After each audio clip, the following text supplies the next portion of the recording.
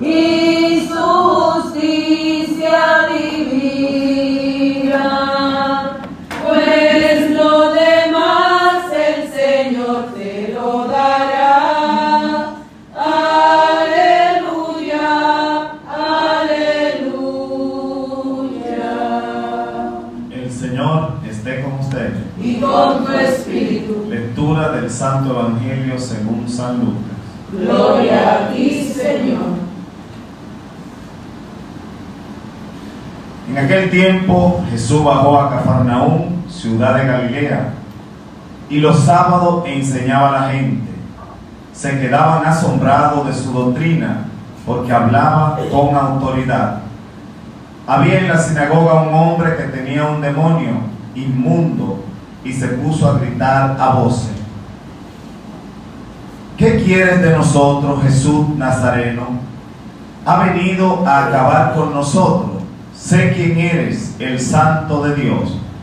Jesús le intimó: cierra la boca y sal.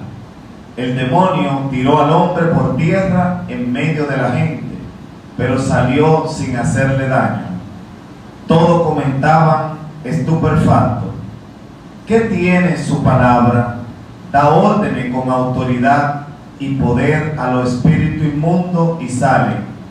Noticia de él iba llegando a todos los lugares de la comarca. Palabra del Señor. Gloria a ti, Señor Jesús.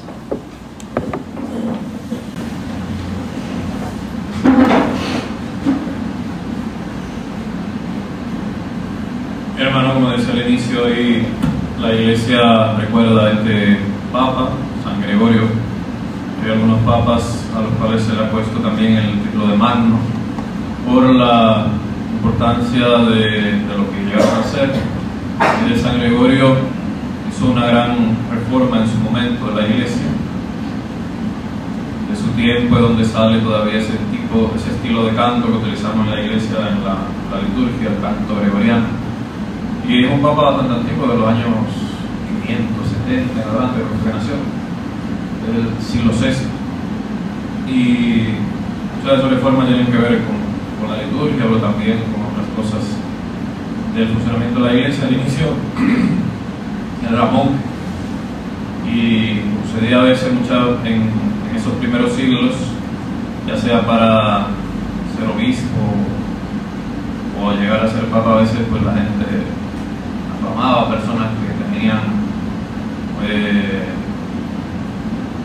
un signo de vivir santamente, o sea, de llevar una vida cristiana en santidad.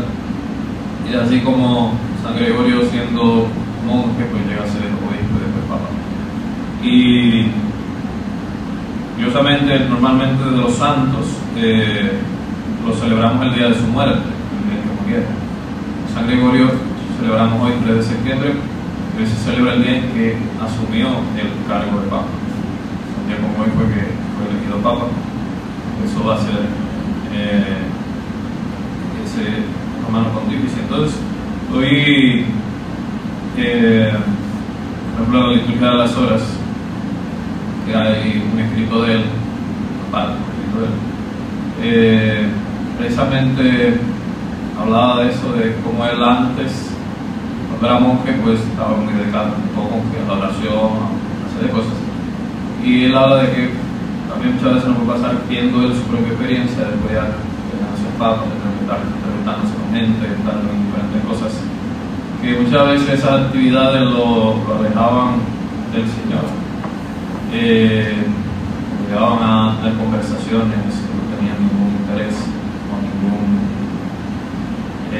nada positivo. Entonces, siempre pues, hacía la invitación esa de no dejar de distraerse con las cosas necesarias que hay que hacer, pero muchas veces nos pueden alejar de eso. Hoy la lectura, que son la lectura del día, parece Jesucristo expulsando a un demonio. Hay algunos evangelios como San Lucas que resalta un elemento que se le ha llamado el silencio mesiánico, en el sentido de que prohíbe o a alguien al que le ha hecho un milagro, eso no lo cuenta nadie. En este caso, este demonio que dice tú eres el Hijo de Dios vivo. Ha venido a hacernos pequeños. Jesucristo le expulsa, o sea, le increpaba y no le dejaba hablar, porque, y siempre se entiende un poco la idea de que la forma en que Dios ha elegido para manifestar, o que Jesucristo ha elegido para manifestarse, es esta, con el anuncio de la buena noticia. El que lo cree responda. Por eso a veces siempre se dice que Jesucristo hace milagros gracias a la fe de una persona, es decir, que hay un elemento de fe. Jesucristo puede hacer un milagro. Jesucristo no andaba haciendo milagros para que la gente creyera en él, como para llamar la atención y que mucha gente le siguiera. No, entonces Jesucristo no expulsa a ese demonio por eso. Otra cosa interesante es que Jesucristo estaba en la sinagoga, estaba dentro de la sinagoga, y allí es donde está ese endemoniado. Y el detalle es también de que muchas veces le llama al Evangelio el espíritu inmundo. Muchas veces podemos estar tratando de seguir los caminos del Señor, pero interiormente algo, como decía un poco este Evangelio el domingo pasado, Jesucristo estaba en esa discusión con los fariseos. Jesucristo le recordaba algo que decía Isaías: el culto que hacen está vacío porque su corazón está lejos de Dios. Entonces muchas veces se habla de este endemoniado en medio de la sinagoga precisamente de ese sentido. Una persona que va a la sinagoga supone que era alguien que quería escuchar la palabra de Dios, como hacía todos los días los sábados, es como si fuéramos a misa, como sería para nosotros ir a misa todos los domingos, es celebrar la fe, encontrarnos con el Señor, escuchar su palabra, recibir la comunión. Para ellos, pues eso, ir al sábado a la sinagoga es el momento de encuentro con el Señor, a través de su palabra, a través de lo que se enseñaba en la sinagoga. Sin embargo, ahí hay un hombre que está endemoniado. Y el otro elemento que resalta el Evangelio es la autoridad de Jesucristo, que con su palabra, con su órdenes, así como decía la gente que falta, porque con su palabra da órdenes con autoridad y poder a los espíritus inmundos y sanos.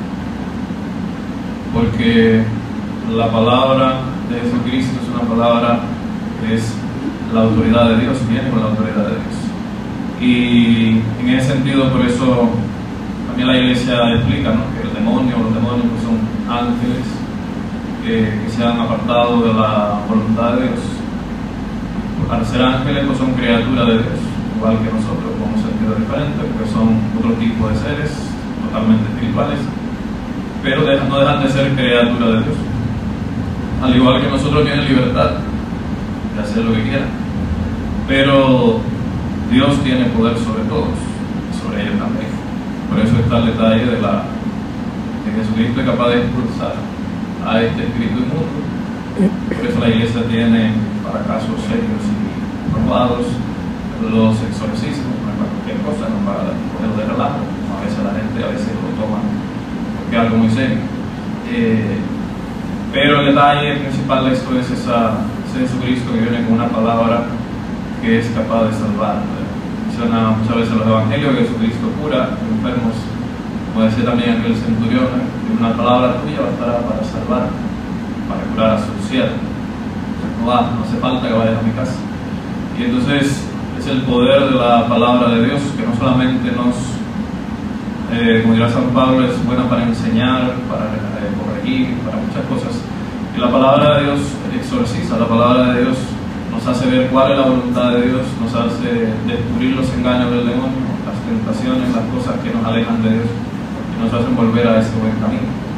Entonces, teniendo presente, como decía, a este santo que celebramos hoy, a San Gregorio, que trató siempre por hacer la voluntad del Señor. Primero tuvo su intención de vivir como monje, después lo llama a esa misión de ser papa, pues también trató de hacerlo lo mejor posible, lo mejor que Dios le inspiró. Y todavía al día de hoy vivimos de sus acciones, es decir, cosas que hacemos hoy son parte de esa reforma que hizo en su tiempo, hace ya miles de años. Por eso lo que hacemos mucho en la liturgia. Entonces todas estas cosas son elementos en que uno que hace la voluntad de Dios, pues Dios hace grandes obras en él, muchas veces hacia afuera, no solamente una salvación individual o un cambio que entiendo que quiero recibir de parte de Dios, sino que muchas veces Dios, cuando nosotros puede ayudar a muchos más.